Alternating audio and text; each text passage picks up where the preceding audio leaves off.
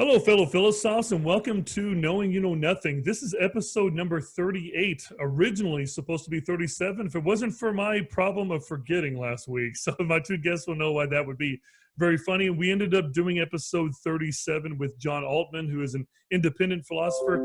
Today is one of those episodes that's pretty lighthearted, and it's something that it's a matter of me living vicariously through two other people, especially when it comes to traveling, something that I strongly desire to do more of in my life moving forward from this. I was able to fly on a plane last year for the first time in my life, which I'm sure my two guests are just like shocked that a 35-year-old, it took him 35 years to finally fly on a plane. I flew to San Diego, which I've never been west of Missouri. So to go all the way over and fly over the Mississippi and the Rockies and arrive in San Diego in 4 hours just blew my mind. And before you know it, I had my feet in the Pacific Ocean for the first time. And it made the world seem, it's bigger and yet smaller at the same time. And it just made, I started to get this weird feeling like when we got back, and the fear of flying just washed over me, and it was fine. It wasn't bad at all. That all I wanted to do is just go again. Of course, I don't have money to, but I wanted to go again immediately off of the traveling thing. So I think there is a little bit of truth to this traveling bug, and maybe the two guests today will give me an idea about what that's like. So this will be our third episode on the YouTube channel. I'm really looking forward to having these two people onto the podcast. And it's a very different than our first two episodes, one about teaching and then the last one just about a spotlight behind an actual philosopher's background. So just a little bit of house cleaning to look ahead at some future episodes. The new logo that's been up for a month now is from a former student of mine. That is an artist named Kirsten Binkley. She is awesome. You can find her on kirstenbinkley.art on Instagram. Highly recommend supporting her. One of my bucket list goals someday is to create a children's book that kind of ties philosophy and meaning into that. And I definitely think that she would be the first one I would ask if she would do the art for that book. She is just incredible. I have several former students that are really good artists. Another thing looking ahead, my next movie of the month will be in July, and we'll be covering No Country for Old Men, so kind of a darker look at humanity, and that'll be Eric Harris coming back on as an independent movie critic again. And then my next philosopher spotlight, which will be not a philosopher, but somebody that does another philosophy podcast, but for children. It's called Little Philosophers, where he reads children's books and then talks about the philosophy and asks children thoughtful questions in the process, which is great because what better time than around the age of kindergartners and stuff to get them thinking more about the world around them by just asking them open-ended questions. Same questions that I also tortured both of these two guests with whenever they were younger.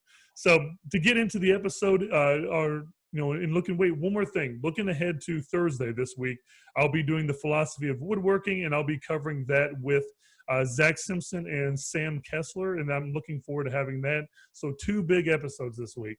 So without further ado, let's get to our guest. And I don't even know, I need to ask an answer question here when I do this particular part of the podcast.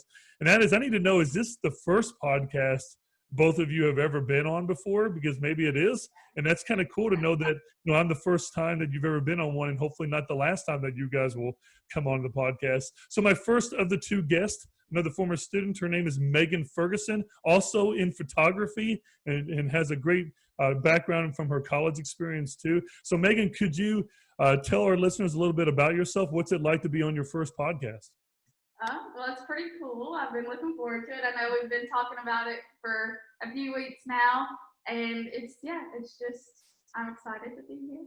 So, and then did you want to know a little bit about me too? Yeah, of course. Just a little bit about your background, your education, and kind of the things you do. Okay, so I grew up in Logan County all my life. I went to Logan County. I went to Dairyville, and then I went to Logan County High School, and then I went ahead and went to Western, and then I graduated there in December of 2018. And I graduated with Child and Family Studies with a major in that. And then I have Family Home Visiting thrown in there too. I have that certificate, whatever. But really, I don't ever use that unless I'm subbing in the school system. And I do photography most of the time. Like, that's really what I do. It keeps me busy. And for right now, that's what we're going to go with. So. That's great. I tell you what, it's hard for people to really do that particular part of the podcast. I mean, most people hate talking about themselves, but it seems as though you're doing really well for yourself.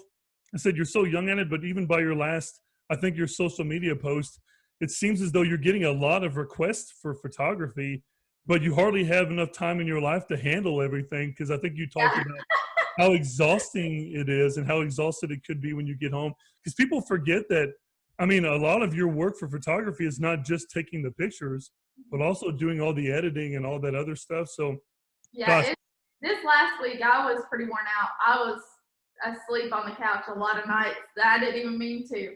So this week will be just the same. So oh yeah, but that's awesome. I mean, it's just so cool to see you do that kind of a work on there, and again, for both of you to know you both since you were in probably middle school, and then to see where you've come for now is really cool. And I just think it's a really cool role model thing. I know that you may look at yourself and be a harsher critic of yourself as far as being ambitious and being virtuous and all those things, but I really think that you should give yourself more credit than what you may give it. So again, Meagan, appreciate what you do. I look forward to having you on the philosophy of photography later, which I'm hoping to do here in the fall coming up. My last guest, another one that a former student, also former basketball player. It's become so far. All right, so Laura, this is Laura Hunt. Again, I've known her for many years, but I wanted to bring you onto the show. Laura, how's it feel to be on your first podcast? And could you also tell the listeners just a little bit about what really makes Laura Hunt who she is? yeah, thank you for having me out, by the way, because I've actually not had social media for about a year, so I did not know this was even a thing. Yeah, so that's kind of cool. I grew up in Logan County my whole life. I actually went to Murray State my freshman year and then transferred to Western and graduated in 2018 with a bachelor's in exercise science. Currently, I'm applying to physical therapy programs, so that's exciting. And I'm working for a contractor right now at a Logan Aluminum, so that takes up most of my time. Other than that, just applications on top of applications. Yeah. Resume. Yeah. Yeah. Well, I have to ask you, we have to pause this freaking episode because I forgot that Meagan told me about this, but then to hear you say it, it's mind blowing, especially for someone your age. So you went cold turkey on social media thing. Yeah. Okay, so I'm gonna ask, why did you do that and how did you do it? Well, I am reading my Bible, and I've always it's been a goal to read it all the way front to cover. So that's basically where it stemmed from. And then I would literally notice myself on Instagram for hours upon hours of the day, getting nothing done. I was like, what is going on? So I was like, nope, this is done. We're gonna read. So I literally have 8 days left in my Bible, and then I'm probably gonna download it back. I don't know. It's been peaceful not having it, because when we went to Canada, I didn't have any social media, so I was just walking around, just doing my thing. Well, there's something to that, and this is not to disrespect the Meagan's background in photography, because I do think photography is very meaningful. Right. But I had a situation recently. I don't know if either one of you ever heard of the. Man, this is going to sound probably a ridiculous question, especially since you're basketball fans. But I assume that you've probably heard of the famous coach Bob Knight before, as far as Indiana goes and the Hoosiers in history. So. Yeah. But he's pretty much considered like a god up there in Indiana when it comes to the sports world and basketball. And so I had a chance to meet him this last fall, and I remember being at this bar, and they were doing this annual thing for podcasters and for former athletes for Indiana Hoosiers and their university. And he's never made a public appearance since he was fired back in 2000 or before that. And he shows up, and he's been, in pretty rough health condition. And everybody had their phones out, including me. But I remember looking through my phone as I was recording it, and this little voice in my head goes, what am I doing? Because I'm literally here right now seeing him. Why am I looking through my screen to see him? So I remember stopping the recording and just letting it soak in. And in a way, I kind of wonder if you guys ever had one of those moments before, whenever you've done all this traveling, where, again, Meagan, I'm glad Meagan posted stuff, because I know you and Brooke Barnes and stuff posted pictures, so I get to see what these trips were. But, if you ever just kind of put the phone away and went, I'm just going to soak this in, I'm just going to really, enjoy that. So that means a lot. Yeah, that's something that I if I go do something photography is my job. So if I'm not doing photography and I'm traveling, she'll know I'll take more pictures with my phone than my camera, because I don't want to get it out, because I don't want to have to fool with it and look through it. And so we'll take pictures probably the first 10, 15 minutes of us being somewhere, and then we'll put it away and just hike and walk and enjoy it. So. Oh, that's awesome. Well, it was funny when Laura was talking about, giving up social media and how it felt. I was watching your facial reactions, Meagan, because have you taken the same, a similar stance? Because you had this look on your face That's Exactly. great, but I really think we should be doing better. I think that most of us could be doing a lot better by that. So, one more other question to follow up on what you said, Laura. I've heard that it can be very liberating. That even like a stress reducer and things like that. Did you notice a difference? Oh yeah. Immediately when you gave that up? Yeah, you just, I don't know. I think the world just kind of, everybody's perceiving something different all the time, and you just don't feel like you're being judged as much. And you don't have to worry about what people are seeing of you and trying to look cool and all that. Because I think that's Yeah, the thing of, especially traveling, like you want to look like you're doing the most, and it's yeah, cool and everything, but like sometimes yeah. it's nice just to not. Like both of you, like I'm just sitting at home on a lawnmower and I see this picture of you guys in like Greenland or Yeah. something like that, and I'm just like staring all depressed, Yeah. comparing my life. I'm having my midlife crisis early. That's what it is, and just ride the lawnmower right into the ditch. That kind of thing. So it's just one of those things. It's funny because you're right, Laura. I think that all of us can, from time to time, have a tendency to compare our lives to other people, and people probably put their best foot forward most of the time. Every once in a while, I'll see adults or former students like air their dirty laundry on social media. I'm like, don't do that. Stop Yeah. doing that. Like your future kids will see that someday, Yeah. or like that, or people will actually judge you that way. So it's one of the things it's kind of interesting. So I know that this is basically a philosophy podcast, and we're digging deeper into just normal life experiences and getting into that. And I know that none of us three have a background in philosophy. I just became independently interested into it about a year and a half ago. But as Laura had, when she was a student, she did this packet for me called a life packet that had all these questions in it. I never really thought of them as being philosophical, but that's exactly what it was that whole time. So I'm trying to implement more of these conversations in my life, and maybe they will bleed over into me as a teacher and my treatment of other people. And especially with what's going on in our society right now, I don't think there's enough dialogue like this going on between people where they can just talk things out and not want to kill each other every Yeah. time we start talking about stuff. So I do want to do, so whenever we leave the episode, maybe you guys will look at traveling maybe a little bit deeper than you did before, or at least reflect on what you guys went through, and maybe get a little bit of philosophy out of it too. So my first segment of the show that I usually do for both of you and for any new listeners is that I'll try to do a little bit of philosophy at the beginning, just to kind of give an idea about how these things relate to what you guys, or what you both feel very strongly about. And in a way, you kind of learn a little bit of philosophy whenever you're done, just a little bit at a time, and that's what I plan on doing. So my first is that I'm going to read a quote to both of you that I think I've shown you before the show, but I'll read it to you on here as well. And I just want to know, and I'll kind of toss this. What I'll do is, Megan, I'll start with you on the first one, and I can ask Laura about the second one. And just, do you agree or disagree with what that philosopher said, and just why? It's no different than when you guys were in school and you were answering these questions and backing up a why. But this is really just about your life. And I know that you can only answer through the lens of what you've experienced, and that's completely fine. And that's what I'm looking for. So my first one is a Western philosopher. He's very famous, especially from the theological perspective, which I thought Laura would actually enjoy this. So maybe I should start with Laura a little bit more, because you mentioned you're studying the Bible a little earlier. So I'll start with you actually on this one. So St. Augustine was a famous theologian, and he was a famous philosopher. And I didn't start really looking into some of his writings until this last year. And he actually writes quite a few things that helps me as a history teacher. But he said, he has this one quote about traveling that, especially with what I've seen both of you go through, I can't imagine what you also must think about what he says here, especially looking forward in your life. So both of you can answer this, but I'll just start with Laura on this first. So Laura, the quote says, "The world is a book, and those who do not travel read only one page." Do you agree or disagree with St. Augustine? Yeah, I definitely agree with that. She actually said something really funny about that. She's like, if you read one page, you're only staying in one place, and it's like traveling. Like if you don't go out there, you're seeing the same thing, you're in the same routine.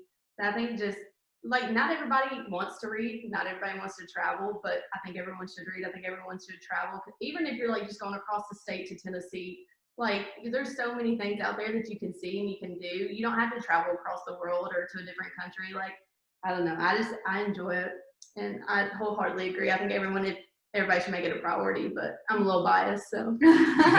That's great. I'm actually completely agree with you. Megan, did you want to add anything to that?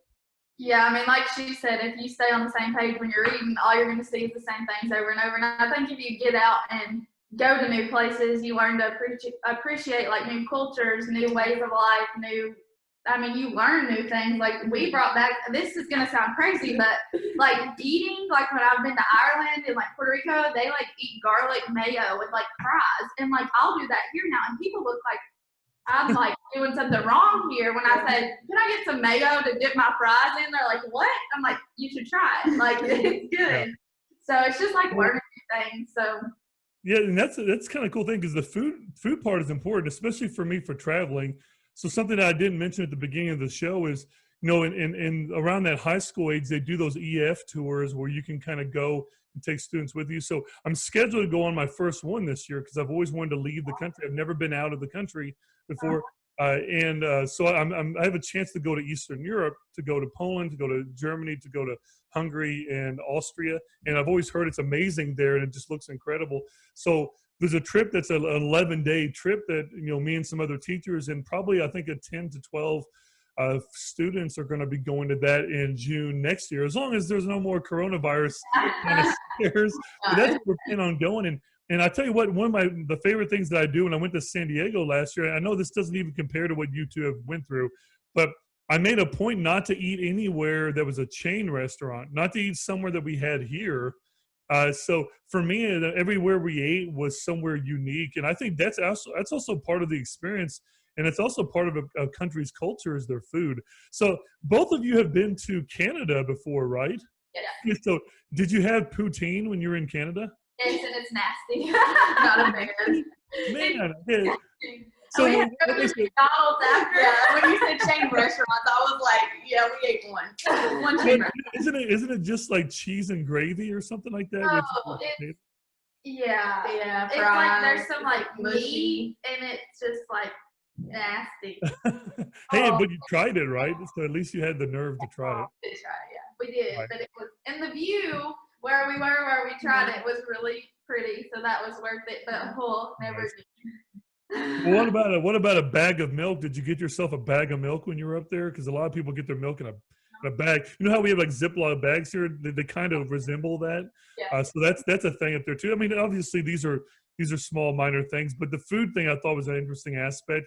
And one other follow-up question about what you had both said is that both of you grew up your whole life here in Logan County, Kentucky, I think, that whole entire time.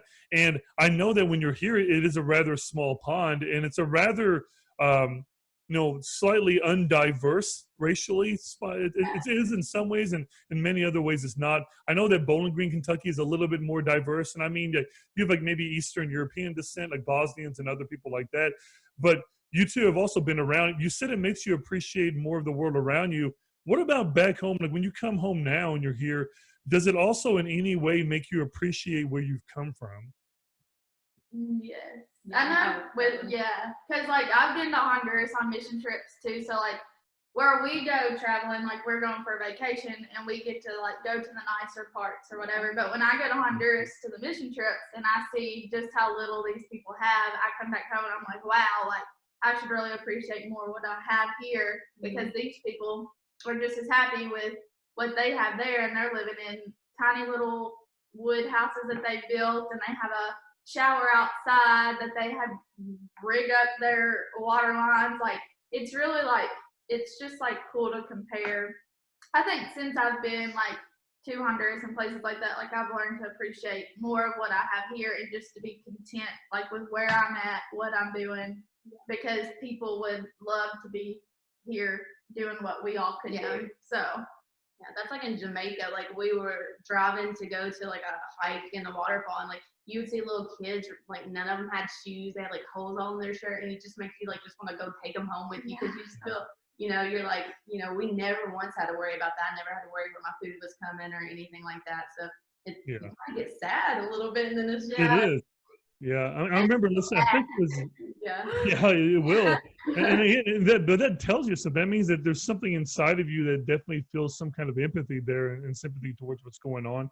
I think it was Dave Chappelle, one of the comedians I heard within the last year. He had said something along the lines of where he had went to, I think, Jamaica or the Bahamas, and he said that the most eye-opening experience is not really the resort, but the trip from the airport to the resort. Yes. He said that's when you really see the reality of what a lot of these people live, and some places are like shacks and things like that. And then you get back to Kentucky and you see these fixer-upper style farmhouses with their gigantic kitchens, and then you watch these travel shows and you see people in Europe that they don't have kitchens, they have kitchenettes. They have like these tiny little like hallway kitchens, and they seem 100% content with where they live at with those things. So I get what you mean. It makes you really, because even this small house that I live in Lewisburg, Kentucky, for some places this would be like a mansion, and this is just like a little starter home. But I think we forget about those things. So thank you for giving me that perspective. And you're right, that does make you more grateful for what it is that you have here. One more other quote. I'll start with Meagan this time. I want to do a little bit more Eastern philosophy, because in some ways the East of the world has preserved some of its history better than the West at times, especially considering what what Europe went through with the Dark Ages. And I'm trying to get a little bit more Eastern philosophy to understand what the Chinese have studied and the Japanese and other cultures like that. So I'm going to focus on a famous philosopher named Lao Tzu, which was an Eastern philosopher. And he says, a good traveler has no fixed plans and is not intent upon arriving. So Meagan, what do you think about what Lao Tzu said? I mean, you can always try to have the plans, but they're not all going to work out. We've learned, I mean, we've had a lot of experiences with that. So we pretty much know, like, okay, we're going to plan to be in this area, but we've been searching for hotels the day of when we're in Greece, walking down the street, and they're full. So let's go to the next hotel. Let's see if we can stay there. So I think that's I think that's true, because no matter how much you plan, there's always going to be something that changes those plans. I know, like, when we came back from Greece, we were planning on being home. We flew home on Easter, but we weren't supposed to be back till 10:30 at night. But when we got to America, you had to go back through customs, and you had to go through, your baggage has to go through security again, and we were switching airlines, and we didn't even think about that.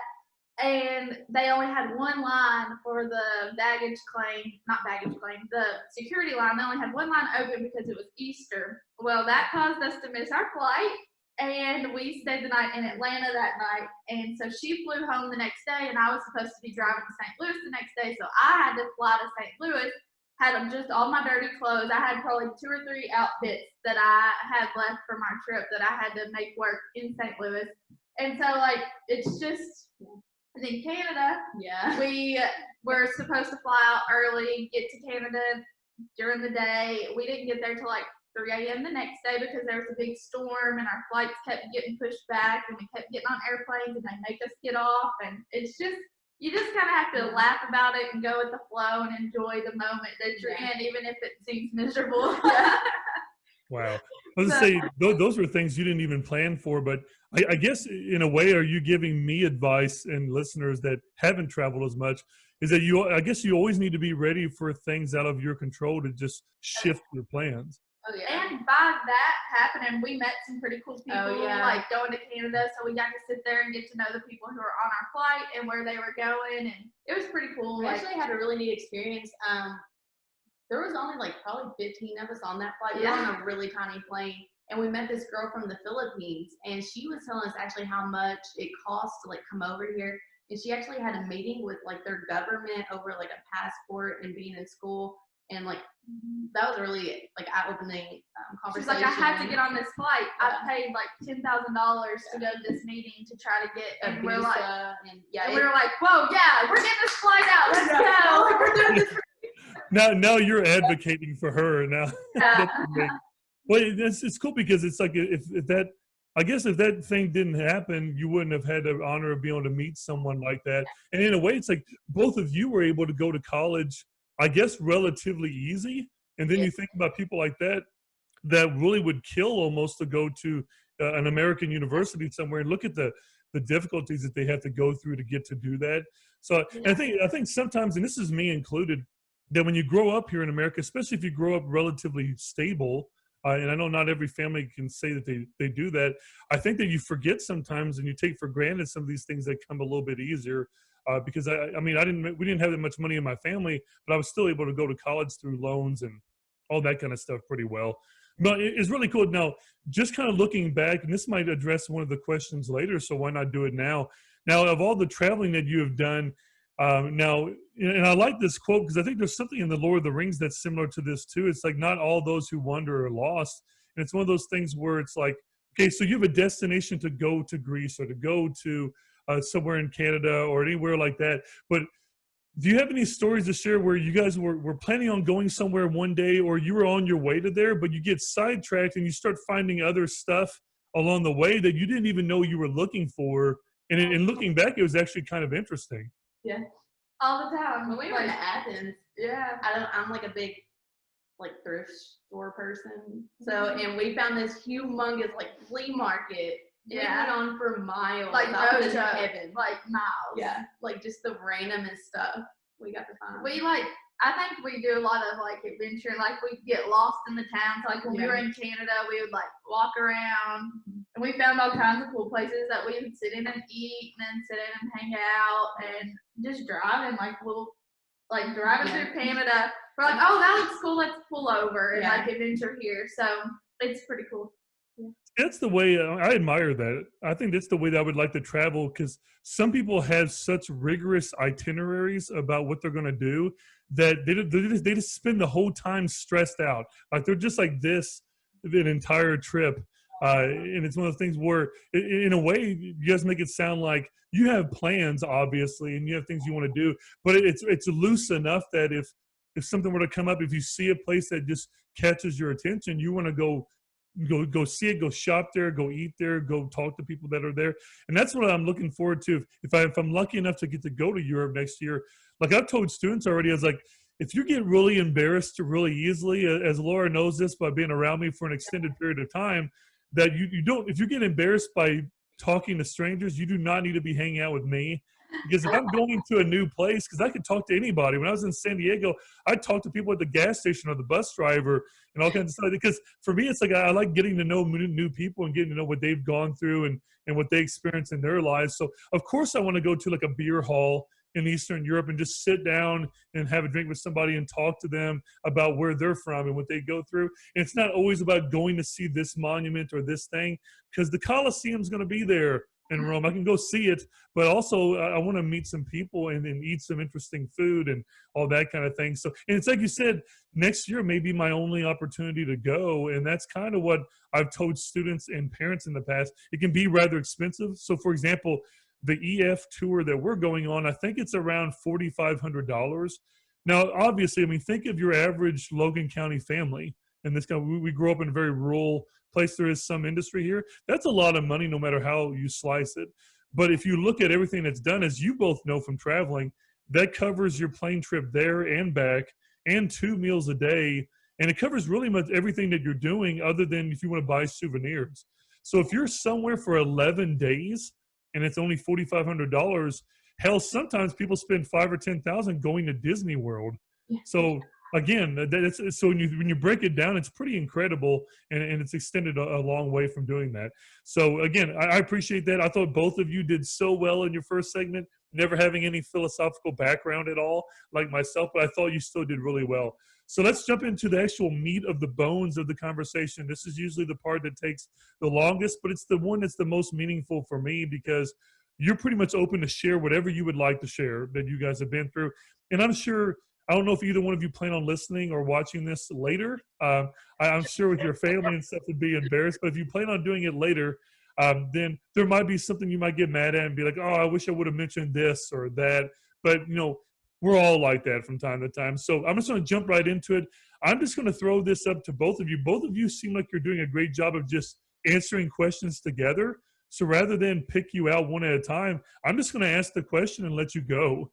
Because you both act like sisters. Every time you go to answer, you look at each other and be like, you agree? Yeah, I'm going to go. You remember that time? We just can look at each other and know what we're talking about with all the experiences we've experienced. Look, over here, I'm like, is Megan looking like it's to see if Laura agrees with her first before she goes?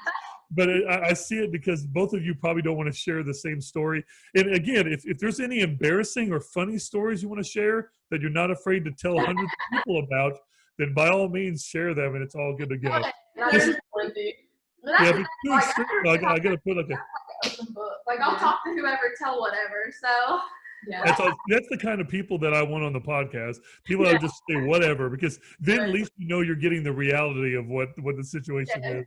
we've got Yes. Anyways, I'm going to ask a rather abstract question. It's very generalized and open-ended, but I think it does have meaning to it. And I'll bring this up too. And this is, if you're not comfortable talking about this part, I completely understand, because I'm not bringing this up to attack you. I think both of you know that within the last 5 or 6 years of my life, I've been approaching faith from a very secular perspective, but I now read the Bible much more meaningfully than I did before when I said I was Christian. And I annotate it and I think a lot about it. And I would be more than happy to message people like Laura or you, Megan, and ask you for help on understanding certain things. So I'm one of those people that I'm secular, but it's not like I wake up every day going like, oh, I can't wait to not believe again. Like I actually read to understand and to hope to get back into that again. And so for me, I ask this and I bring this up because I assume somewhere along the line for Laura and you, Megan, that your faith involves in this somewhere, even in a little way to some extent. So my question is, what inspires you to travel? So if you're comfortable sharing anything that you want, and again, that's what I'm saying, that not every listener believes in faith or believes in religion, but if that really is something that drives you as one of the many things, then feel free to share it. I completely respect that. Yeah, I think for me, like being in my Bible and just reading, I mean, just waking up and knowing like God created so much for us to see and to not like embrace everything He's given us. I mean, it blows my mind. And I think the more that I travel, the more I want to travel because I know there's so much out there. So you start off like small, like going to Florida and then, going here and there. And then you end up in Europe and Canada. And it's just like, I want to go everywhere I can. Even in the States, I just love it. yeah, and I think it has a lot to do with like a faith thing too. Like if I'm supposed to be there, if I'm supposed to go there and travel there, there's going to be a way for me to get there. Or whether it be financially, I've seen just how that kind of worked out. When I went to Ireland in college, study abroad, my parents were like, well, if you're going, then you're paying for it. It was like $5,000. And at that time, I'm like working in a daycare, like in college, like I have an apartment to pay for. I'm like, there is no way. So I started photography. And that paid for my whole trip, and now it's turned into a big business. And I think that was like God's way of like showing me, oh look, like I'm going to use what you've enjoyed and show you what you are supposed to do with your life right now. And it's just kind of been cool, like how I can connect the two and just see how, I don't know. And then when you do go places, like you look at, like when we were in Canada especially, you look out and you're like, wow, like this didn't just appear. Like somebody created this. Like this is like, it's just like amazing, like to look out and see like everything that He's put here for us to see, like she was saying. So there's just so much out there, and you just keep wanting to go and go and go. Just like you said, you wanted to hop back on a plane after your trip. Like you just want to keep going after you go. There's so much to see. So. Well, another thing that made that really easy was that I didn't pay for it. The school system did. Yes. That made it really easy. So I was like, as long as they're paying, first thing I did when I got back, I was like, hey, you want to send me to Orlando or anywhere else? Yeah.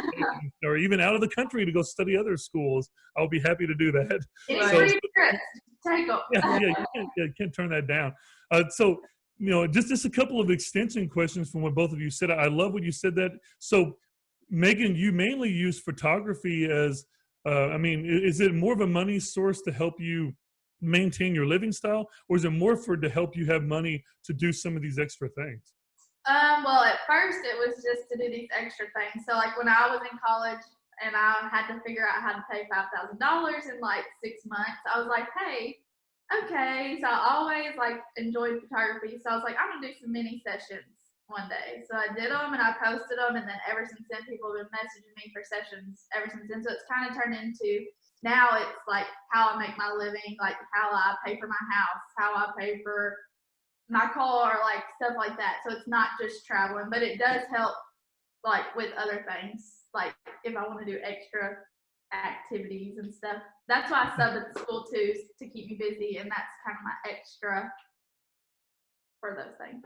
Oh, yeah, and it completely makes sense. Now, I know, Meagan, in the first segment, you brought up whenever you were younger, you went on missionary trips, and I don't know if Laura's had the same opportunity to do those. So my next question is, You've mentioned some of these factors, these variables that influence you to want to go. What about people in your life? Have there been certain mentors or certain friends or family or people at your church that they're the ones originally that really got you interested in traveling to begin with, whether it was on missionary or just going somewhere else? Yeah, so my church always, for a long time, they've gone to Honduras. So I was like always watching the videos when they come home or when we would FaceTime them or video chat them before FaceTime was a thing. That was a long time ago.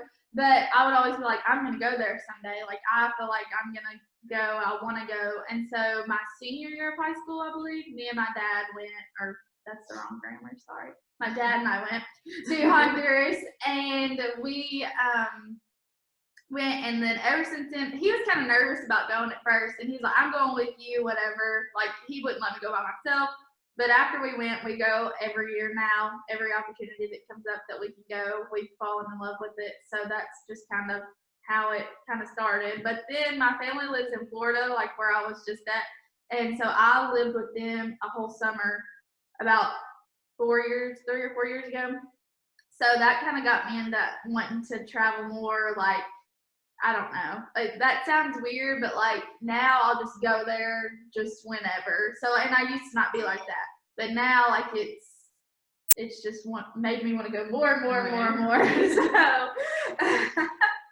but yeah. So yeah, that's good. You gonna say, what about you, Laura? Same. Yeah. Well, I came from a small church, so we didn't really go on mission trips. We kind of just did things like in Oklahoma, like around our surrounding states. So I don't really know where the traveling thing for me came from. Like, my parents are go-getters. They go all the time, but like not out of the States. Like, my dad's one of those that's like, what do you need to travel out of the country for? Like, there's so much to see here. And I'm like, I'm young, I'm gonna do it. Like, it's fine. And so I don't know. I think for me, it started out as a stepping out of my comfort zone, because I'm a very, like, I don't like change. So to go out and do things, because when we went to Europe, I'm just going to throw it out there. I cried before we left. I was like, I'm going to get on this plane. It's going to crash. Like, I'm going to be so far away from my parents, So She's like, freaking out. Like, I do not like planes. I still don't like them. I've been on thousands. I'm still like gripping the seat, praying. Like, I don't think it's something I'm going to get used to. But so, Laura, did you cling on to Meagan like grim death on the way over to Europe? no. Like, is it like a pain, or is it just on? Oh yeah, we did hit some turbulence on the way to. That was on the way to Atlanta. Yeah, and there was like lightning outside. She said, "We're gonna die." Yeah, it's fine. You're allowed to be a little fearful sometimes. So yeah, you just gotta go with it. Great. Well, I know that. I don't know if both of you know this, but there's a teacher at the high school named Coach Warren, and he went on the trip to San Diego with us, and he's been on planes with him and his wife many times before, but he knew that this is my first time on a plane. I told him, I've always heard that the lift off is one of the worst parts. Is if you can just get past the lift off and the landing, that's when you really feel it.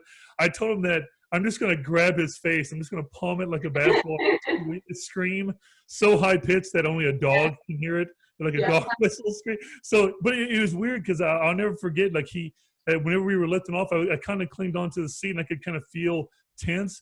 But he asked me, he's right to my left, and he said, hey, look out of the window. There's where the Titans play, because we were in Nashville. And I remember looking out the window and seeing it just getting smaller as we were going up. And for some reason, I didn't get scared. For some reason, it just washed over me, and I was just more amazed of what I was looking at than I was scared anymore. And for some reason, the rest of the flight, I relaxed. I could read. I just sat there, had a drink, and then on the way back, it was the same way. It was weird, because in my head before the trip, I was like, we're not supposed to be this. God would have given us wings if we were supposed to be over here.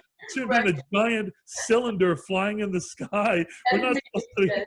Like, I feel like I'm going to be the guy that's going to stand up in the flight and just go, we're not supposed to be here. We're not supposed to be here. You're going to get tackled by a U.S. Marshal or something like that. So, but no, that was really cool to know. And again, I like how both of you have a little bit of a different church experience background. So not necessarily those, and even your family, Laura, they like to travel, but they're like maybe not out of the country. And you're like, hey, I'm going to take it a next step further. So, man, this is a very invasive question. I'm not saying that both of you want to have children, but let's just say in a hypothetical world, both of you end up having children of your own someday. Is this something that you hope to also pass down this mentality to them? yeah. Oh yeah, for sure. Like I want to, like if I have kids someday, I want to take them with me on trips. Like I want them to start early. Like I don't want them to just sit around here in Logan County all their life. I want them to appreciate what's out there. So make them more open-minded too, knowing like, because I feel like coming from a small town, a lot of people go to Western and then they come back and teach here. Like I want them to know that they can go out and do whatever they want. You don't have to have a lot of money to do. You just gotta have a good work ethic of it. Yeah. So. Well, I don't think it's ever too late to explore, but this is why I always tell my students, your 20s are for this. Like your 20s is figuring out who you're going to be. And if you have an opportunity to travel, and like I said, even if you get to go to Western Kentucky University, which is a good university, but like you guys said, it still keeps you really close to where you were tethered to originally. But you can get opportunities to study abroad at Western or to go travel through a program there. Well, then if you are there, then you should take advantage of those if you can. And if you need money, I like Megan's advice. It's where, I know some people can start a GoFundMe page and you could do that. And then GoFundMe can take like 30% of what you wanted to raise on that kind of thing. But you can also do, and this is ambitious, you can also try to find creative ways to be able to make your money that are within the legal realm. There are legal ways to make money. Yeah, I didn't notice Megan turned into Breaking Bad and started making meth to be able to go to Europe, which was good that she started photography. I like Laura's like, man, I wouldn't put it past her. She really likes traveling. And so it was cool to know that you picked something creative that you also really liked to make that extra money. And now it's turned into another career option for you to do. And the cool thing is, Megan, even if you get like, I guess a career with your degree that you have, you can always do photography. And then when you retire from that other career, you still have photography. To kind of go back. I have so many questions about photography too, but we're just going to save that for the conversation. We have an episode about it. So my next question for both of you is just so far, and I won't say the most because it really puts people on the spot and it makes them nervous and it has a hard time. So I'll just say, just coming to your head, where is one of the most meaningful places that you have visited in your travels, and why was it so meaningful to you? Mine would probably be Jamaica. It was actually a girls' trip, and it was so my cousins and I are like 4 years apart. So when I graduate, I graduate high school, they're graduating middle school, and so on. So like when I graduated college, they were graduating high school. So it was kind of cool. We took a girls' trip over there, and it's like a reward. And then like we talked about earlier, seeing like the poverty of that country, it just makes you more appreciative of it. And so I think to me that was eye-opening. So sometimes it's not always like the exciting trips that mean the most, even though they're all amazing and I don't take any of them for granted, but that one holds a special place in my heart. So I think I have two. Can I have two? Yeah, have as many as you want. I don't have any rules on here. So obviously Honduras is pretty meaningful to me just because that's like where I went like for the first time out of the country. I went on a mission trip there, and then I just kept going because of the people there, and I just love it there. And then on like traveling, like pleasure meaningful trip, that probably would have to be Greece because I went actually for a photography workshop when I was there.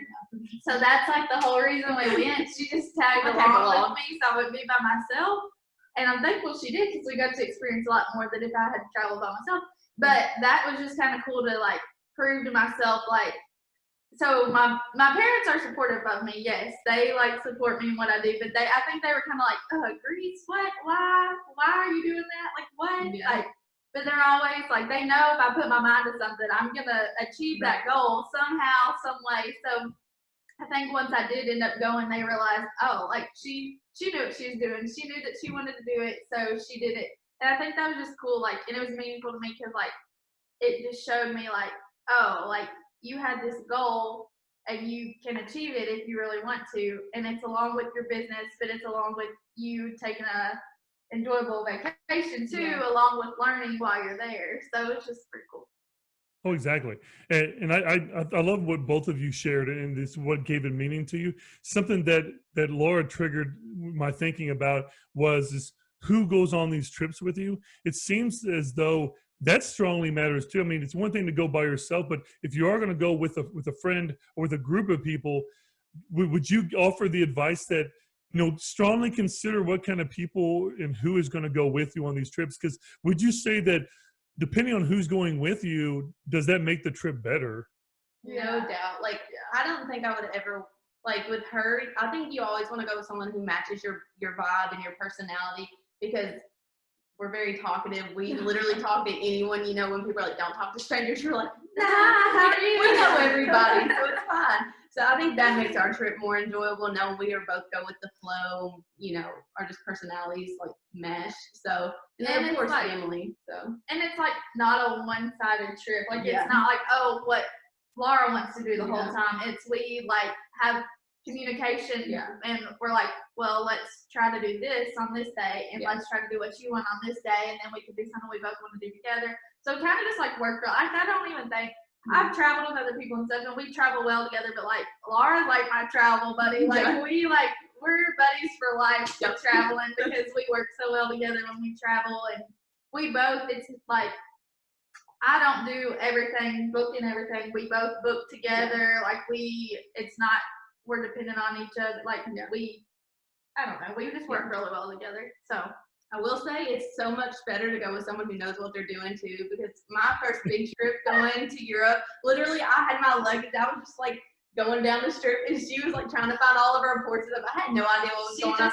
I was just handing her my passport. So I was just living the life, not having to worry about anything until we actually got over there. So yeah, I will agree with you on that. When I went to California, luckily I was with people like Coach Warren and others that have been through airport security and all that kind of stuff a lot. So they can basically like I was a child. I was like this 6'8", 240-pound child, just asking everybody like I felt like the little kid in the mall. It's like holding the parents' pinky, like following them around the whole time and just wondering what it was. And it's weird because I can see the more you do that, the more comfortable you are. I'll never forget going where my ex-wife and I are still actually really close friends, but originally our honeymoon, we went to New Orleans, which I don't know if you guys have ever got a chance to go there, but we chose to stay in the French Quarter in New Orleans. And I remember being there, and as much as we both like spending time with each other, as we were walking around on Bourbon Street of all places, we couldn't help but think, okay, this is really fun. It's really nostalgic to be here, and it's really romantic. And we stayed in this haunted hotel because she loved ghost stuff. She's like, we're going to stay in a hotel that's haunted. I'm like, great. So we get to do that. We did the whole Voodoo Queen like tour and all that kind of stuff. But I couldn't help but think the whole time when we were there and when we were on our way back, we thought, it was a great place to go, but it would have been better if we would have had some friends with us. And it seems like New Orleans is one of those places where if you're going to go there and you're going to stay around Bourbon Street in the French Quarter, if you're with a group of friends, like a group of other couples with you or something, it's just one of those places that it just makes the trip more fun when you go. And I have to admit that going with people that you actually get along with is great. Now, what about this? What about weird experiences? Do either one of you have an experience that when you look back on, it was a weird moment or a weird person or a weird thing that happened to you? Definitely. Yeah, the one that comes to my mind is when we were in Canada. We had stayed at a hotel, and then we had driven somewhere, and we were driving back at like 11, 12 o'clock at night. She got pulled over that night in Canada. Fun fact, that was an experience. Like we saw the blue lights behind us, we were like, oh crap. Like she was not oh crap. She was like, oh, no, I was nervous, and I did get my phone out and recorded it because add that to the bucket list. Getting pulled over by Canadian cop. So he let us go, but we didn't have anywhere to stay that night, so we were going back to the hotel that we had first stayed at because we were flying out the next day, right? Yeah. So I go to this hotel, and she stays in the car because we had a rental car, and I walked in to pay because we didn't want to get all our stuff out if they didn't have any rooms. And there was like these group of guys, like 6 guys, and one of them had their phone out recording like the hotel clerk, like. Is that how you say hotel clerk? Is that right? Something. I don't know. But like they were recording and they were like talking in another language, like just really like forceful, like and recording and like blah blah blah. And they just kept like looking at me, and then and I was like, okay, something's weird here. Like something's off. Like I don't like it. So I texted her and I was like, hey, I'm getting really weird vibes, whatever. Well, we ended up staying there. And whatever, and it was. I just like that. I got really weird vibes, but we ended up staying there anyway. Well, behind me, like I was parking this car, I had all the doors locked and stuff. And I'm a little paranoid sometimes. and there was a van, and they had all the doors open, and there was just one lady sitting in this van. I was like, yeah, we're about to get kidnapped in Canada. Yeah. Like that's pretty much what we felt. We got our stuff in, Yeah. and we got up and locked the door, and we survived. So yeah. That's great. We survived. I forgot about our Santorini trip. yes, that's So our plane did not land on time, according to this man that was picking us up to go to our villa.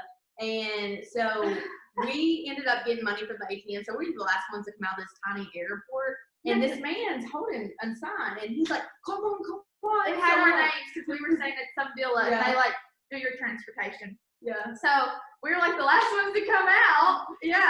And he like is running, like we have our luggage, like we're sprinting, and this man just like he never speaks to us. Throws our luggage in. We're in this big van.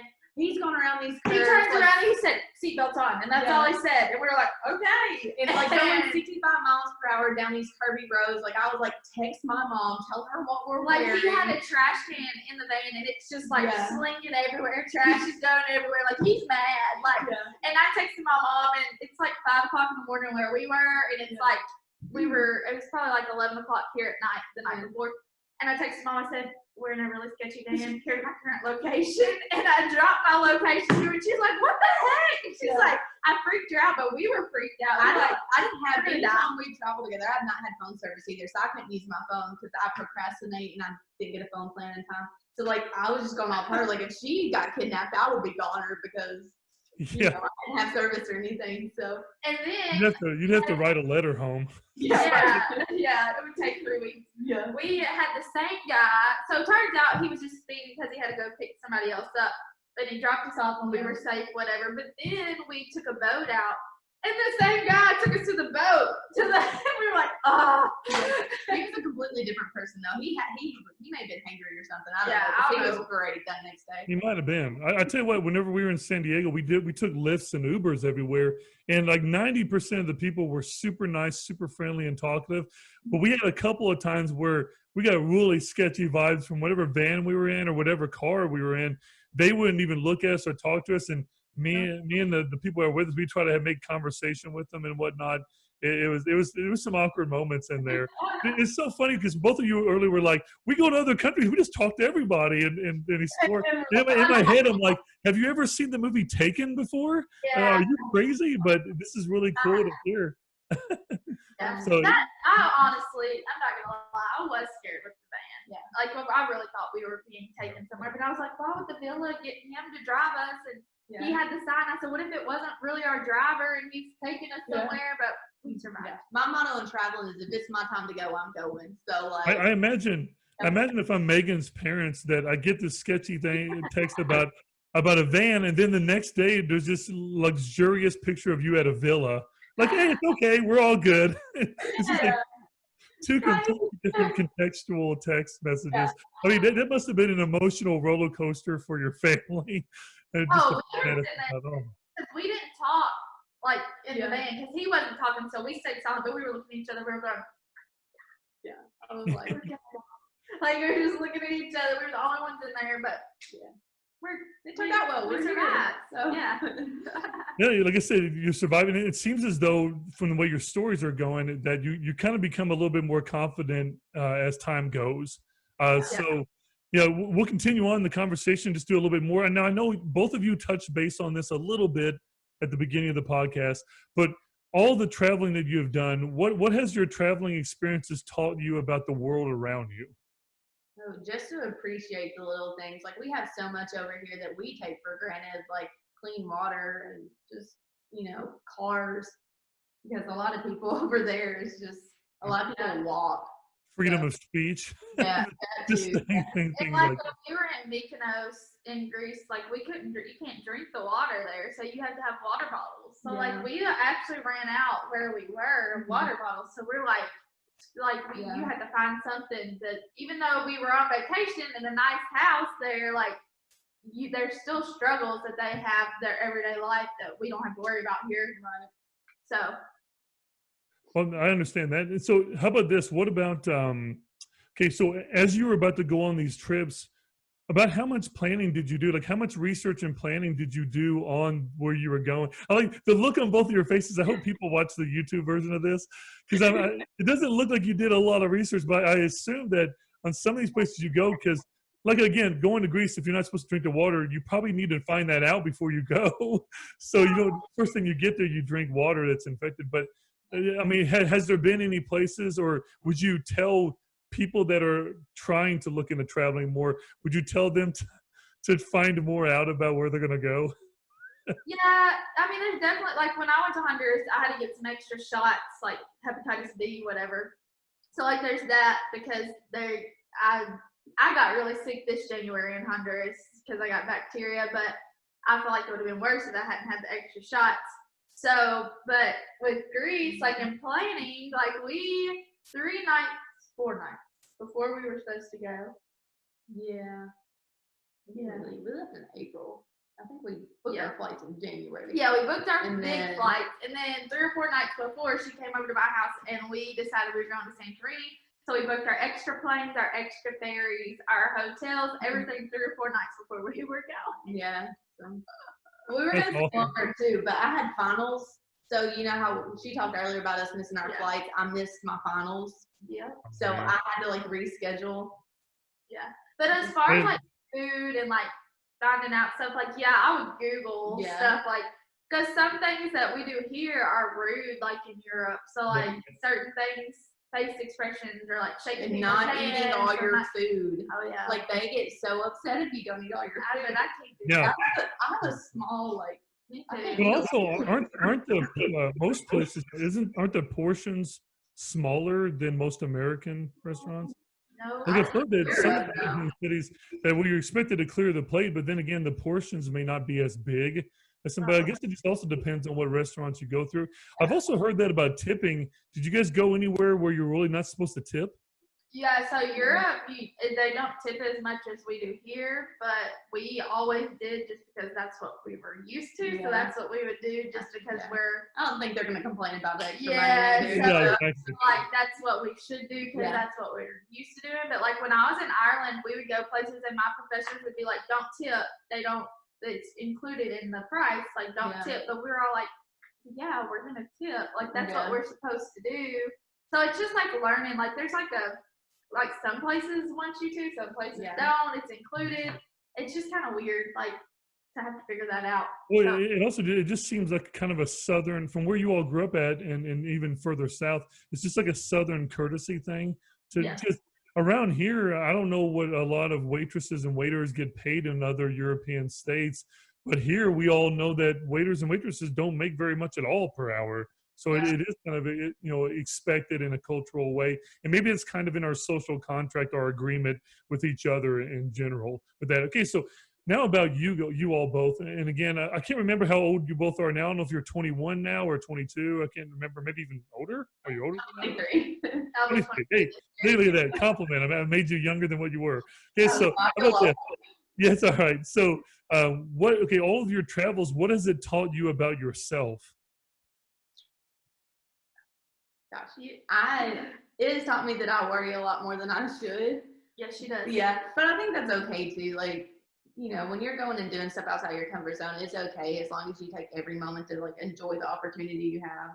So I think, I think it's taught me that if I'm going to do something, I'm going to do it. Yeah. Then nobody's going to stop me. So I think my parents have seen that too, because like, we're going to Hawaii next summer, so I texted my mom. No, I called her. I was like, "Hey, I'm gonna go to Hawaii next summer," and she's like, "Might as well." Like at this point, she's like, "Might as well," because she knows that if I put my mind to something, I'm gonna do it. Yeah. So I think that's really. It's just taught me like, hey, like, yep, if you want to do it, go do it. Like. Well, it seems like both of you are definitely that persona of independent woman, don't need no man, that kind of thing. Because as a high school teacher, and both of you being not that long from high school, you've seen those couples before that they're terrible for each other, and you hear them talk to each other in the hallway, and they're like, "You can't go over there. You can't go talk to her. I'm not going to let you go see them or go to their house because you don't." And they say, "Well, I don't trust the other people," but you're really saying you don't trust them. That tells me that if both of you have a significant other or eventually have one, and they try to say something like that to you, you're more than likely going to be like, "No, I'm just going to go ahead and do what I want to be able to do." That's pretty much. That's probably why I can't keep anybody. Yeah. That's something you need to make real clear from the beginning. Like this is something that means a lot to me. That this is definitely happening. Yeah. That's great to know that. And okay, so how about this? We brought up food earlier. This is another interesting one for me personally because I love trying new food out. Now, of all the places you've been, what's probably your favorite thing that you've had that you never ate here before, but you when you ate there? You know what hurt? Yeah. I don't know how to pronounce it. Tzatziki? Tzatziki, something. What is it? It's like a cucumber yogurt thing that they dip everything in grease, and I would get it and dip my chicken in and stuff like that. And it's super good. Yeah. That's awesome. You didn't scream at the waiter, be like, "Is there any ranch here?" Like, just keep asking for ranch like Americans do. Yeah. What about you, Laura? What's your favorite food that you've had somewhere? I'm a really picky eater most of the time. Me too. Chicken and veggies is my go-to, but we ate at this restaurant in Canmore, and they brought out this like honey, I don't even know what it was. It was like a dipping sauce for chicken, and it was so good. Yeah. I don't even know what it was. It was like honey and molasses. It was like all kinds of random like sauces mixed together. That was a good meal. Yeah. That was a good meal. Yeah. I actually like that you meant that you're a picky eater because for some listeners that are picky eaters, they worry about, well, if I go somewhere else out of the country, and what am I going to eat and how am I going to be able to kind of make it that way? But if somebody like you that is a picky eater, Laura, and you can find plenty of options to eat, that's a really good sign and good thing for listeners to hear. Go ahead, Megan. Sorry I interrupted. No, I'm a picky eater too. Yeah. And I'm also allergic to bread. So like any fried food or like breads I can't have while we're out traveling. So she gets on my bread. So I'm still able to find stuff to eat. Yeah. It's not like I'm dying there. Don't worry, I will end up eating something. Yeah. So you get pita bread with every meal, which they charge you. They lay it out for you like that, and then there's something else they give you. I don't know. There's like two things they lay out, and then if you eat it, they end up charging you for it. Or we didn't know that. And if you're gonna put bread in front of me, I'm gonna eat it. Like, you know, carbs all day. So I like the carbs all day long. Okay, so this is one that again, you don't have to be too detailed about this because I know that it's kind of like that. What happens in Vegas stays in Vegas, sort of like reflection. But a lot of people don't understand that. At least younger people don't understand that the drinking alcohol aspect in other countries can be very different. And like especially like the age limit, for example, as Megan, you would know because I think you said you went to Ireland before. The age limit is a lot different in Ireland. I think it's like 14 or 16 or something like that. 18. Is it 18? Okay, and then Germany's lower. Either way, it's definitely lower than what it is in the United States.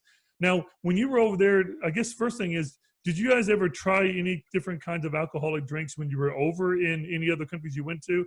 And if you did you notice anything about the drinking culture there? And I don't know if you know what I mean when I say drinking culture, because like here we have kind of an obsession over alcohol where by a young age you're kind of restricted your whole life from it. So when people go off to college, you have that culture of let's just get blitz and slushy and almost get alcohol poisoning. And then you have some countries that it's been on the dinner table since they were kids and it's not really that big of a deal. So when you were over there, I guess what I could say is, what's one of your favorite kind of drinks that you've ever tried? Because this is interesting for me, going overseas and then trying different things out.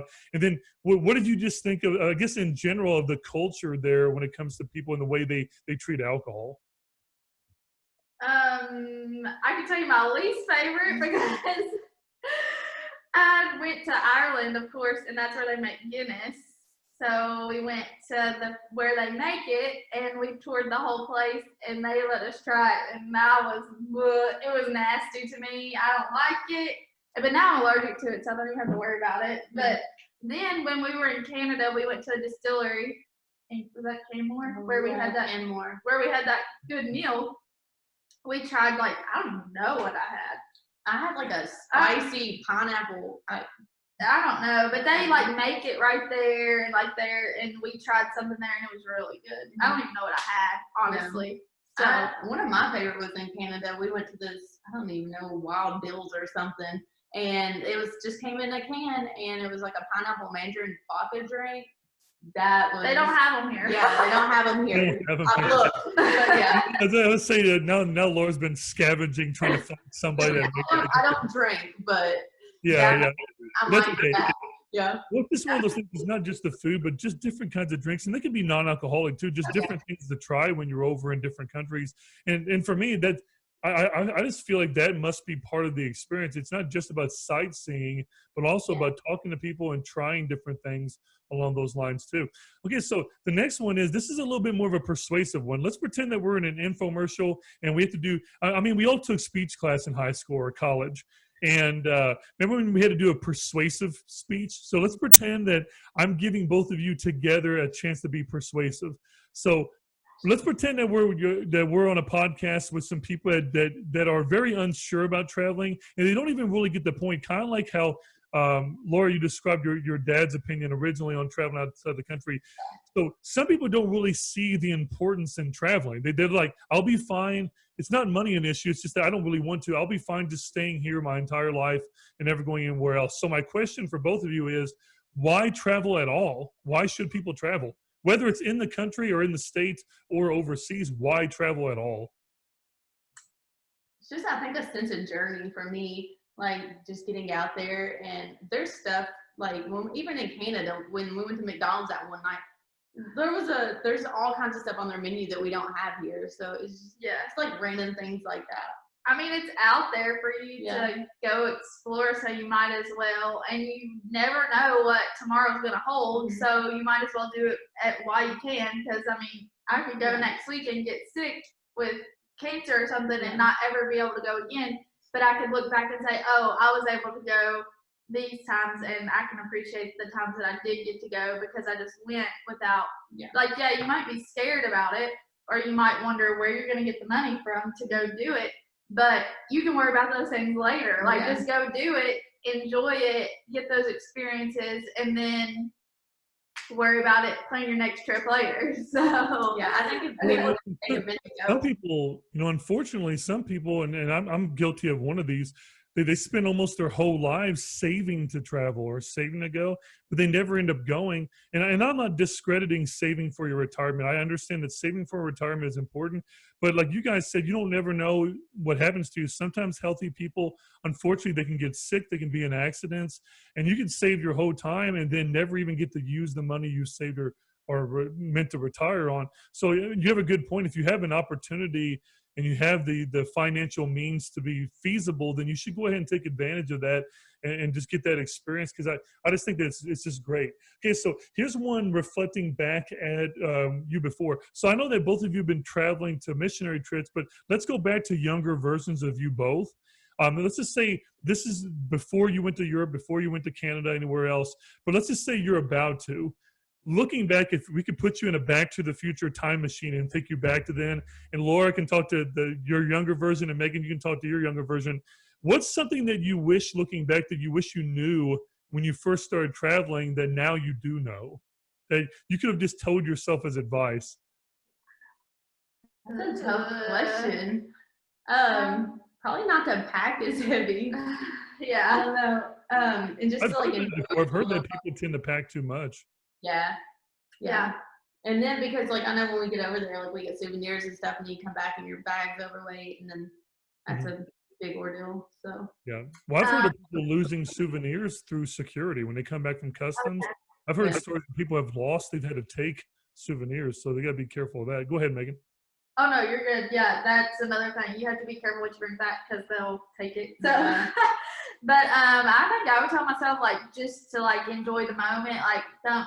Like, we don't really plan, like, we do plan, but, like, used to, before, like, I went on these big trips, like, I was such a planner, like, everything had to fall into place perfectly, or I would just, like, it would be crazy. But now, I've learned it's not going to always go the way exactly that you want it to go, so you might as well just take it as it comes and just enjoy the moment. So I guess that's really what I would tell myself as a younger version of me, because, like, through high school, I was always, like, so, like, nitpicky at myself and like of just situations I would be in and like sports and stuff like that. But now looking back, I'm like, you know what? I should have just like enjoyed it, like not worried as much about my performance or my whatever. So yeah. Well, that's a good way to look back on reflection in life. And I think maybe it is just an experience thing. Because looking back at yourselves, when both of you were at Logan County High School, when you guys were going up, and even before that, your world just seemed so much smaller. I know that you had some missionary trips, but when you grow up here, the world's like this in front of your face, but it seems like this is as big as it's going to get. But so I think you can see now it's easier being older. Like I often bring back students that I used to have, as you both know, to my classroom to do these Socratic circle discussions. And a lot of times my former students will come back and go, man, they're idiots. Like and they mean that in a way they love being there, but they after listening to the kids and the kids they're meaningful and they try to give thoughtful answers, but their scope of understanding the world around them is so limited. And it's something that's one of the things that it's kind of frustrating part of growing up, as you said, in a smaller area. And here's another thing that I like about this too is that I've been here for 12 years now. I can't believe I'm saying it's already been over that long that I've been here, but I think that you can live in a small town like a Lewisburg, Kentucky, or Russellville, Kentucky, and still go and travel. I mean, the cost of living here is very cheap. You have more money to travel, so I don't really mind where people choose to live at. But if you have a chance to go and travel somewhere, then I'd say do that. I don't want to live somewhere where I'm breaking my back just to barely make it, and then I never get to travel anywhere. I mean, home is kind of where you make it, as cheesy as that sounds. You really just need to find a good place to lay your head down every night and then make the most of your life as you possibly can. So we have 2 regular questions left. I'm going to throw at you guys, and then we'll do the closing news segment. So one of these questions is, does travel deliver what it promises? I would say so. Yeah. I mean, yeah. Okay, so here's a philosophy thing. Something in philosophy is called metaphysics, which just basically means what's the substance or the identity of something along those lines. So I guess I need to ask you, the question's weird because it says what it promises, but both of you seem to understand what I mean when I say what it promises. You both said yes. For people that may not understand, what does it mean when it says that? When people say traveling promises something, what metaphysically is it promising? So I guess I looked at it like, I might be totally wrong and off when I looked at it like that, but like growing up, like seeing like people's pictures and like hearing about their experiences, like you get those promises of, oh, it's going to be amazing. Oh, it's going to be fantastic. Like we're going to get to do all these cool things. And yeah, I mean, the trips we've been on, it's done exactly what it has promised. Looking at pictures before we go, reading about experiences in different places, it lived up to its standards. Yeah. So I agree. Well, Megan, that says something, because as someone that's a photographer and you do edit photography, you know a lot on these advertising sites, these travel sites, they put all kinds of filters on these pictures and they stage them in a certain way and whatnot. But you're saying that for the most part, your experiences have been what it looks like it advertises. And for me, go ahead. I thought you were done. Go ahead. I'll tell you in a minute. Okay. No, for me, the experience is when I see these advertisements and I hear what you all are talking, because in a way, both of you are telling me that that all of your traveling experiences have made you more open-minded and made you more independent as a person. So I consider those 2 things as part of those promises too. And Megan, I love that you basically did what the title of the show is, which is knowing you know nothing, which is admitting your own ignorance. So you even started off by saying, I could be completely wrong. And you're actually, I mean, you're not wrong by that, but to be more open-minded, to become more independent, maybe that goes along with what it promises. And would you still both agree on that? Has it made you more independent? Has it made you more open-minded about the world? Oh yeah, for sure. And like even like you saying like the filters and stuff, they make them look better. Honestly, when we went, like what we've seen with our own eyes looks way better than the picture. Like you can never capture it in a picture what you would see in real life. So good point. Because I know my mom, she's like, I'm not going all the way over there. I'll just live through your pictures. I was like, no, Mom, like it doesn't do it justice. Like there's something standing like on the balcony looking out. I don't even know what city you're in or whatever, but it's just like such a sentimental feeling, and it's just like you just want to sit there and like take it all in.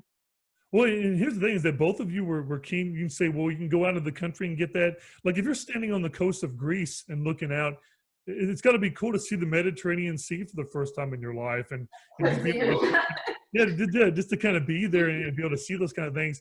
But we see people locally here, like you see people go to Myrtle Beach and Daytona Beach and Panama and Fort Walton. I remember, Laura, whenever you played basketball, and so remember when we took that trip to Fort Walton for a summer league thing. And I one of my favorite moments ever was we had this girl on our team. I won't say names for identity, but I know you know who I'm talking about. But we had a couple of players on the team that had never ever seen the ocean ever. in their life. So we all walked out on the beach, and I'll never forget watching her stand in the ocean and just, you couldn't take a picture of it. You couldn't record it on your phone. It would not have captured how meaningful that moment was, because you almost like felt the energy that she had off of that. So both of you are right. Like there's something about when you're sitting on like an actual balcony looking over the ocean and you're there, you can do a live stream. It just doesn't do it any kind of justice with the lighting and all that kind of stuff, because it just means something different. Laura, I hope, and your mom's probably going to hate me for this, and she'll probably message me later. You need to make her watch this, because she needs to hear you say that. That it would be so cool someday to see your all's photo album, and at some point to see maybe one of your parents with you on some kind of trip that you've gone. And it's cool because, like Meagan, you say that you often have gone to Florida with your family, or you have family in Florida. Now, and so it's cool that you can still share those together. But how cool would it be to get your mom to go to Greece, or to go to Vienna or something like that someday? And then because more than likely they wouldn't be the same. They probably come back and see what you were talking about. So I love that, and I think that that it sounds like it does deliver what it promises on there. Now, I will say this, is that I think sometimes expectations can be very dangerous. And by dangerous, I just mean they can let you down. So how about this? When you all left on a trip most of the time, how did you balance out your expectations? Or if you didn't balance them out, when you got there and you experienced it, did these places meet what you expected? For sure. I think they exceeded them. Like I just went, like when we went over there, I was like, I know it's gonna be pretty, I know it's gonna be beautiful, we're gonna have a good time. Like when you get over there and you start meeting people and you start getting to see how they do life, and then you get to join it, and it's you kind of just like, you put in your mind, yeah, it's gonna be pretty, yeah, it's gonna be fun, but you try not to think too much about it for when you get there, so it can like blow your mind when you get there. Yeah. So like you're not thinking, oh, it's gonna look like this, it's gonna look like that. Yeah. You just get there and you actually see what it looks like, and it's so cool to like get to see exactly what the hype's about in all the different places. So That's great. Well, I can't wait. Hopefully I get to go next summer, and you two will be the first two I'll message and be like, this is great. yeah. See how it goes. Okay, so last regular question about travel. So the question is, do we need to undertake long journeys in order to experience the benefits of travel? long journeys. Like far away places. No, I wouldn't say so. But I think you do get more out of it the farther away you go, and the more culture you see, diverse that you get. That's good. And now I will say this too, is that now, again, both of you come from, I think, a relatively faithful background and all that stuff. And you come from an area of the country that is rather conservative, and it does have some diversity, but we said that, and I don't mean to say that it's like the fault of the people around here. I'm just saying it's just a factor of where we live at. You just don't see as much diversity. Now, this is kind of it's a very current question with the climate that's going on in our country right now, with the protests, and with as you both know history well enough, that racism has been something that this country has been obsessed with and has had problems with since it's existed. It's just been something that's there. Now, when you've gone over in other countries, and I'm not saying that you've been there for an extended period of time. I know, Meagan, you said you studied abroad over there. I've had friends that have studied abroad, been over there for months or even a year before. And we, on the sports podcast, we've interviewed players that have played professionally in Europe before. And they'll tell us, as African-American players, they'll say, it's just not over there. You just don't see the obsession with racism and everything being labeled with race as much as we see here. Would you guys agree with that, like, philosophy, just based on your own experiences? Yeah. I would say so. Yeah. Now, did you ever get any questions from people whenever you guys would go overseas about what it's like to be an American? Because I have friends that are overseas, and they often will message me and say, so what the hell's going on in America right now? Like, why, how could you vote for somebody like Trump? How could how could this thing, like, as though I'm the spokesperson for everything that's supposed to happen in the country. But I've heard before that sometimes you'll go to some places and people will ask you, well, what is it like to be an American? What is it like to be over there? Do you guys have any experiences that you'd want to share in regards to that? We were on a boat ride in Santorini, and there was about 7 of us. There was a couple from Singapore, one was from China, one was from New York, and another one He's lived everywhere. Yeah, but he's from America, Yeah. right? Yeah. No, Switzerland, I thought. something. Something like that. But like we were all talking and we got into the political aspect. We did. We were there in our mood listening. We were like, they were all like probably. I'm proud of you because the American stereotype is that we're rude and obnoxious and we butt in everybody's business. So Yeah. if you stayed there and just listened and just ate, I'm relatively proud of you for doing that. Oh yeah, I'm not getting into it. I'm sitting there listening. He did ask us, or he mentioned the guy that was from Switzerland, Canada. I don't know where he came from. He did say that people in, I think, Athens weren't very fond of Americans at one point. He asked us, he's like, have y'all like experienced like mean looks or anything? And I was like, no. Yeah, and that was before we went to Athens. And after we went to Athens, we realized that they were overly nice to us, and it kind of freaked us out. But apparently, that's just what they do. That's just a culture thing. So like we were That's trying to. I've heard that a lot about France. Like I've heard people say that the French are typically not very fond of Americans. Now, again, you're also going to areas that I assume are very tourist driven. So the economy relies very heavy on tourists. So of course they're going to be really nice to you. And I've heard that sometimes you see the reality when you extend outside of those zones and you go to like more of the countryside and more of those areas. But I've always heard that for the most part, people have had really friendly experiences no matter where they've gone in Europe before.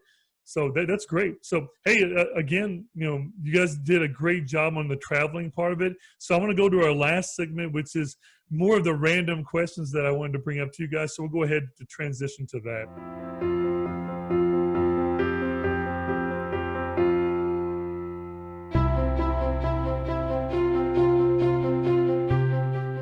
Okay, welcome back to this segment. This is the last part, which we're going to do the thoughtful 3 questions, the random philosophy questions to always ask my guests, and then we'll do the closing thoughts. And believe it or not, I don't know if you guys will think, oh, thank God, or be blown away. You've already almost gone an hour and a half. I don't know if it feels like that, but you have almost gone an hour and a half. So Megan's like, oh, thank God. No, you get us talking and we can talk forever. Yeah. So no. Okay, so here we go. I'm going to ask you a question about, I'm going to ask you a question more about inspiration. Okay, so the question is, does inspiration come to a person or is it found through searching? I can see a little bit of both. Yeah, for sure. I feel like it's more through searching because it's the more experiences you get under your belt, the more inspired you're going to be to do more. Yeah. And so I think that comes with also being kind of independent because like with me, with my faith base, like I read my Bible and that's what inspires me to be a better person. Like it really challenges you to like take the positive out of everything and to like love everybody because God is love, and without that you can't have anything. So very good. And Megan, you had said something interesting earlier that I think goes along with the inspiration coming to a person.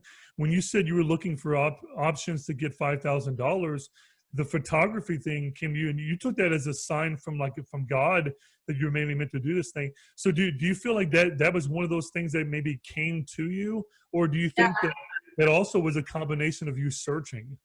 I almost think like it was something that just came to me, like what it is now. Because I was searching for ways to. Sorry, that's. No, it happens to me all the time on the podcast. Yeah, it goes to my computer. So, but anyways, I think it was through me like searching, but like also like after I found it, it kind of came to me. So like I do that pretty much now for a living. So like it came to me of what I was supposed to do. I didn't expect photography to be my main career at 21, 22 years old, but here we are. So I think it's just something that happened. I was like that about teaching. I mean, when I graduated high school, you could have given me 100 guesses about what I wanted to do. I never would have said teaching. I was going to be an artist and I was going to do all these other things. And basically my dream was to work for Disney as an animator. That's what I thought I was wanting to do. That's the kind of the thing. Then I got to college and I started making brochures for companies and logos. And I was like, I'm going to jump off a bridge because I just thought, sitting in the dark, being on the computer, I was just so tired of it. And I realized, I'll never forget, I actually quit college by getting up in the middle of a class and just leaving. I just left. I just walked out. this 19-year-old that I had no idea what I was going to do next. I just knew I couldn't do it any longer. I couldn't just sit in front of a screen. I wanted to be around people. And it's weird because I happened to get to meet a friend in a class, a regular core class, who told me that he was a social studies teacher, going to be one. And I remember that was one of the only classes I made A's in. And I remember thinking how fun that was. And I liked that kind of stuff. And I like people. And I went to start doing education. And then now, I mean, I think both of you know me well enough to know that I have a relatively good reputation where I'm at. And I feel like I'm doing what I was meant to do. But I think it actually kind of came to me. I didn't really go searching to be a teacher. It just kind of stumbled, and then I took that opportunity. So in a way, I kind of relate with Meagan on that one. Now, on Laura, the one I relate on you on, especially this year, is that with the secular side of me, of me losing my faith when I was around 31, is that I don't feel like I can properly call myself a faithful person again, to call myself a Christian again, if I don't do the work. I think that how dare I call myself something if I don't actually study it or read it more? So I feel like in a searching way, I need to do the searching and do the work to get there. So I love that both of you were willing to say it's a little bit of both. People hate picking the fence sometimes. Like I hate riding the fence, but I think if you give a good reason for both sides, then it's a good answer. So you survived your first one. You ready for number two? I should have prefaced this to say is don't think too hard. Just kind of go with what your gut instinct is. It's supposed to show what you're instinctively thinking, which both of you did really well at. So my next one, and this is more just about life in general. And I know both of you have gone through your fair share of suffering and hardship along the years since high school. And you're not dumb. Both of you know that you're going to suffer more in life. You're going to have happiness, and there's going to be things that's going to test you. There's going to be things that you're going to have to experience loss. So this has always been a very difficult question. And I asked this question to Laura when she was about 14. I think so you have to go back later and see what you wrote for this, but this was in that packet. So now you have more wisdom, Laura. You're 23. So it'd be interesting to see what 33-year-old Laura would think to this question later. So when is surrender a weakness and when is it a strength?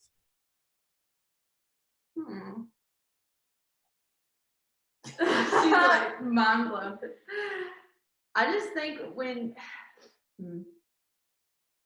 yeah, you stumped me. I'm trying to think. Okay, take your time to think about it, but I've been battling with this over the last few years. So especially with both of you having a faithful background, maybe you can help me and this will kind of give you an idea of kind of what I'm looking for. I look at this question, at least right now in my life, from a religious perspective. So I've always heard this phrase. I grew up in a Methodist church when I was a kid, but I've always heard that you should surrender yourself to God, surrender yourself to Christ. But if we look at, remember, I'm a military historian. Most of the time, from my perspective, surrender means not a good thing. Unless I'm in a Japanese World War II culture, it's not considered necessarily an honorable thing. And in our society, we see the suicide rates going up. And in some ways, people consider that a form of surrender, to surrender your life onto that. But when it comes to faith, I often hear surrender in a positive way. So could you both help me understand, what does it really mean whenever somebody says surrender to God? For me, it's knowing that it's not about me in a sense. No, like you can't do it on your own. So like you have to have enough strength to like realize like, oh, like if I'm by myself, yes, I'm weak, but if I give it over to God and let him help me through it, then I'm going to have that extra strength and that extra support to get through life and get through the situations that might be thrown my way. So I think there's from a philosophical perspective, you're saying that there is a little bit of a balance there. Like when I think of surrender, I think of you're just giving up entirely. You're just going to give yourself up, and I'm just going to let God decide everything for me. But neither one of you are necessarily saying that. You're saying that God becomes a part of you. You allow that in. But do you think, do both of you feel comfortable with the concept? Because this comes up in church a lot, but it's a philosophy thing too, called free will. I assume that both of you have heard of free will before. Basically, the power to make your own decisions. And then you have some people in religion called Calvinists, which believe in predestination, which basically things that everything's already planned for you. Everything's already been decided. No matter what decision you make, it's already been decided. You think it's your free will, but it's really not.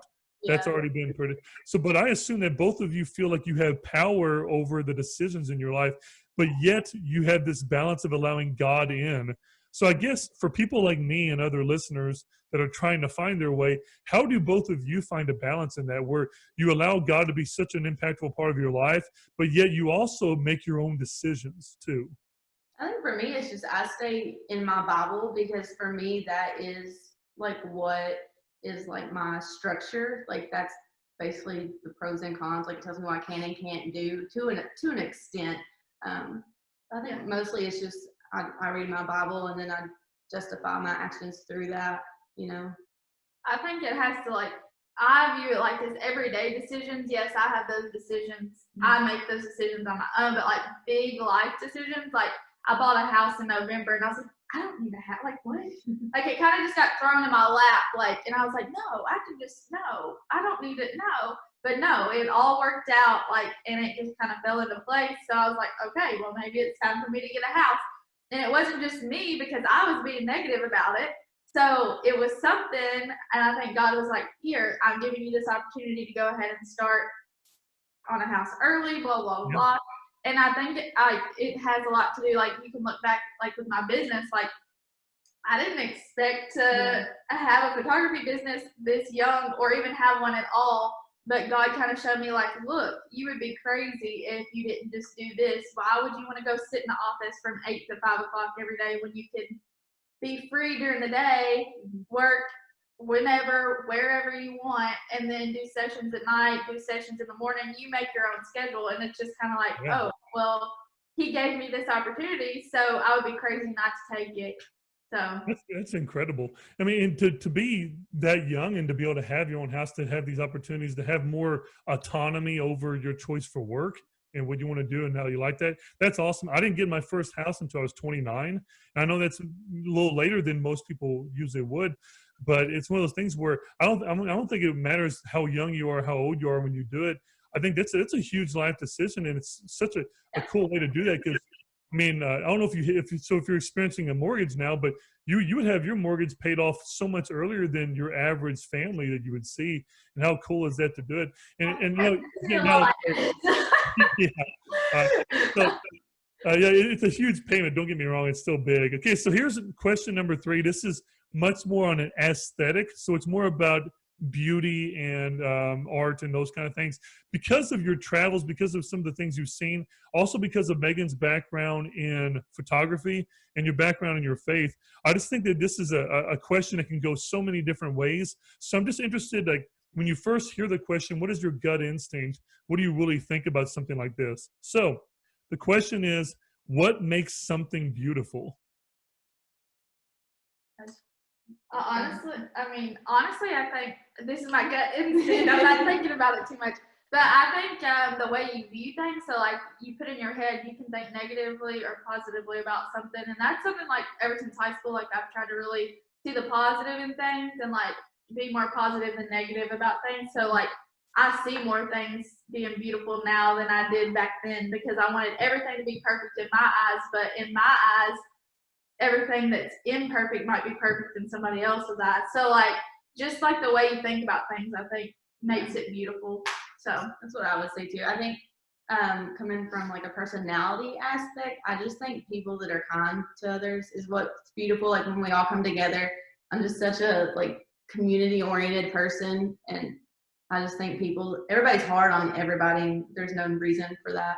So I think just beautiful is just like friendship and love and community. So Well, and it's so, this is what makes it so interesting. Neither one of you really picked a tangible example of beautiful. Like you didn't pick an object necessarily, or looks, or necessarily something like that. You're seeing more of actions or personality, or even like experiences can be beautiful. And I think both of you would agree that if people were to have religious experiences or something like that, those acts, those can be beautiful within themselves.